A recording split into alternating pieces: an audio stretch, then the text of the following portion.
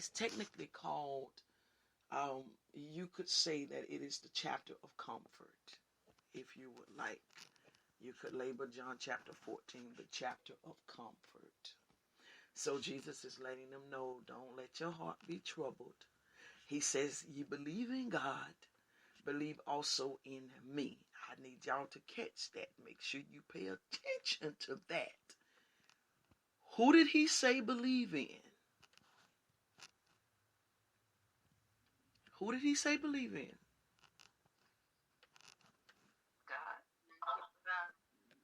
He said, you believe in God, believe also in me. That's what he said, right? Okay, so check this out. This is the thing about it. Check this out. He says, believe in God, also believe in me. So now, I need y'all to get this. He did not say believe in your money. He says, when your heart get troubled, check verse 1 out. Let not your heart be troubled. So he's saying that there's going to be some stuff to happen to trouble your heart. But what's going to bring you out ain't going to be your money. What's going to bring you out ain't going to be your man. What's going to bring you out ain't going to be your woman. What's going to bring you out ain't going to be your job. What's going to bring you out is not going to be anything except but me, he says. So whatever you got your attention set on, I got to have a man. Okay, I got to have a man. I got to have a woman. Okay, I got to have a woman. Okay, I gotta have some money. I gotta go. I'm about my paper. Okay, I'm about my paper. Okay. He says, let not your heart be troubled. Because in other words, he's saying it's going to come a time where some trouble going to hit your heart. And ain't none of that going to be able to help you. Ain't none of that going to be able to make a difference for you. Your big house, your nice car, your money in the bank, your FDIC, ain't none of that. But he said your belief in me is what's going to make a difference. Your belief in me, God help me this morning. Your belief in me is what's going to make a difference. I'm trying to tell you, what you do for God is the only thing that's going to be able to help you. You can say what you want to. I'm going to keep telling y'all this. I can lose some of you, fine, however. But I'm going to keep on hollering this, because this is what I'm anointed to tell you. Because I'm trying to save your lives, save your souls. You better make God your first priority. Get that flesh under control. Because he's going to mess you up. It's going to mess you up. I'm telling you, it's going to mess you up. And you can swear up and down. You can swear by it and think that God's grace and mercy, I can do what I want to with God's grace and mercy. But what if death hit you just that fast and you ain't have time to say you're sorry? Because don't none of us know how we going to go. And so that moment that you thought that you could wait on don't come.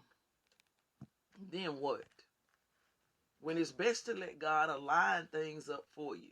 It's best to let God get situations in right perspective for us. It's best to do that. To allow God to be who he needs to be. And all these things shall be added unto us. I am so serious. God has to be first priority. There is a sneaky spirit that is operating in this pandemic, as they call it, a pandemic.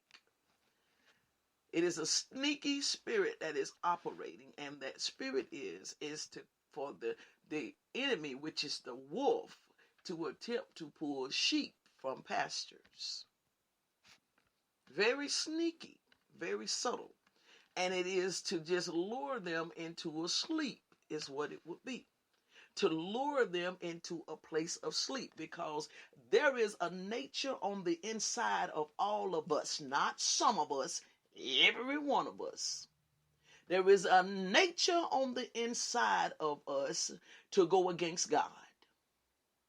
There is a part inside of us that does not want to surrender to God, that does not want to yield, does not want to submit to God. Every one of us has that nature, that capability.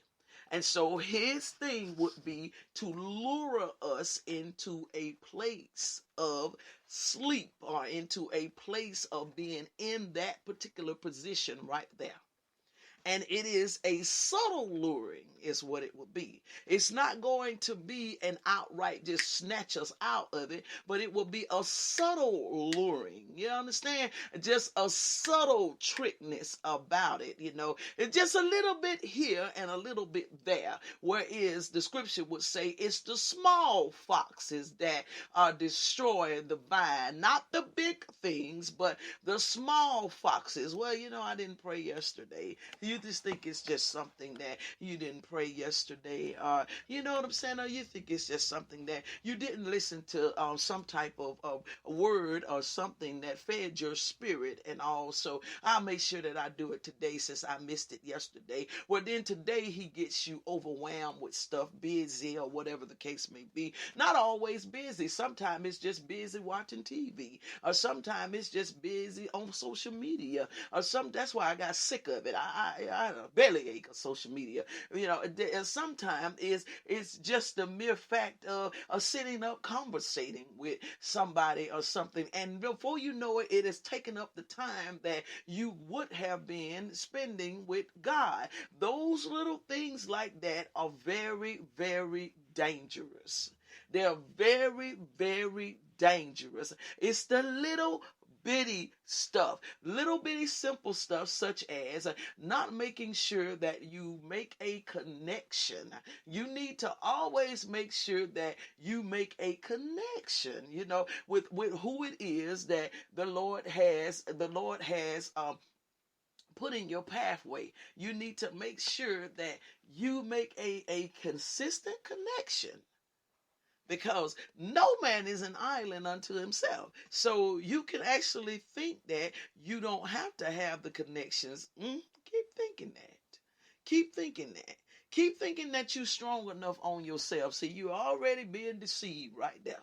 Already being tricked right there. Because I'm going to tell you something. If you study, I done tried to tell y'all, you need to watch the Animal Planet sometime and watch how that stuff takes place. There is a leader in all of those packs, and that leader is the one that has the signal, the one that you will see them stretch their neck out to see, which means they're getting a direction of where it is that this pack needs to travel in, which way is clear that they need to go. So that means that everybody else is following this leader. And so therefore, if you make the decision to turn away and not be connected to the leader, then that means you're not going to be following the pack. Well, you can think that you big enough and bad enough that you go out there and cut your own path and do your own thing. Well, I just think I'll just go over here, over this way. So you think, okay, you could just cut your path and go over there and just do your own thing. Well, come back and give me the report if you're able to survive coming back. Come back and holler at me. Come back and holler at me about what's done happened if you're able to get back. Because there is a strong chance that you won't be able to make it back. Why? Because you don't know what's over there. The leader has stretched the neck out to make sure that they see, to look to see where it's going. You got to stay covenantly connected. You got to stay in position in order for things to happen the way that they need to happen. This is not the time, y'all. I'm telling you, this is not the time. This is not the time. It's not the time. It's not the time. This is the time right now that you want to make sure that your ear is to the bosom. It's to the bosom. Or have your ear to the mouth of the one that will speak concerning what the Lord is saying. Why? Because of all of the chaos, the confusion that is going on in the land. You got so many different reports concerning stuff. We got something that's done hit the earth that even humanity doesn't have a understanding of. It has hit the earth. And even humanity does not know what the real deal is concerning this. It has been said that humanity created it. So how could you create something that you don't even understand? They don't know what to do with it. They say put them on ventilators. Now they say ventilators is killing the folks. All this kind of stuff. So they don't even know what's going on with it. So you have to be in a position as to where you want to be, where you can hear the voice of God. You want to be connected so that you are led in the movement, in the path of righteousness for his name's sake. You don't want to be out there just wandering. Not right now, y'all. Not right now. Don't do it. Not right now. You can't play. Tell your buddies I can't play right now. Go on, tell your play partners. Listen, I'll holler at y'all a little bit later, but I can't play right now. Not right now. It's too crucial, too critical. We may have, you understand, listen, this is what you got to know about what's going on in life. Y'all, you hear me, you got to know what's going on in life. Life is school. That's what life is. Life is school. You got lessons that you have to learn, and then you got tests that you have to take. But in all school, at some point in time, you get what is called recess. And that is the time where you get to play. You got to know the time to which you are in. This ain't recess time, y'all. This ain't recess time. If you in recess right now, you go get your butt in trouble, because we are right now in the time of lesson. We are in a time of lesson where the Lord is pouring things inside of us. He is teaching us, instructing us concerning things, and we're literally getting ready to set at a test. What is the test? At the end of the lesson. And so the test is going to come at the end of this period of time that we are in right now, concerning where the state of the world is in. There's going to be a test, and those that pass that test is going to then be given a time of recess. Because of passing the test, we're going to go into recess where we can chill before we go into the next place, the next timing of things. If you are already in recess, you are one of them children that are just in rebellion and just don't want to pay no attention. You have not caught the lesson that the Lord is giving. God help me this morning. You have not caught what God is saying, and it's going to tell on you. It's going to tell on you. Let your buddies know I can't play right now. Not right now. Not right now. I'll catch y'all later. It ain't time for recess. Get your number 2 pencils out. You being taught something. Get your number 2 pencils out. You are being taught something. The Lord is pouring some things into us. None of us, let me say this and hear me clear, none of us are at a know-it-all place. None of us. None of us. It's not recess time, I can tell you that, though. It ain't recess time. It ain't playtime yet. It's not playtime. We're in the most serious time right now. It's not playtime. It's not playtime. John chapter 14. Let me show you. Let me read this to you again. John chapter 14 and verse 1 says, let not your heart be troubled. He's saying, listen, is trouble going to come? He says, but ye believe in God, believe also in me. He said, that's your answer right there. That's your answer. Your answer is in your belief system. Do you believe in your money? Do you believe in your things? What you believing in? Do you believe in what society has trained you to think? Do you believe in your upbringing? What are you believing in? What are you believing in? He says, if you believe in God, believe also in me. Why? Because I and my Father are one. Your answer is not in things. Your answer is in Him. That's where the belief has got to be. Okay, so this is the thing. The Lord told me today, He said, I want you to talk to them about the danger of a comfort zone. The danger of a comfort zone. So let me give you the definition of a few of these words. Danger. This is what danger means. To suffer harm or injury. That's one definition. To suffer harm or injury. Second definition I found concerning danger was this right here. Blowed my mind. Do not proceed. That's the definition.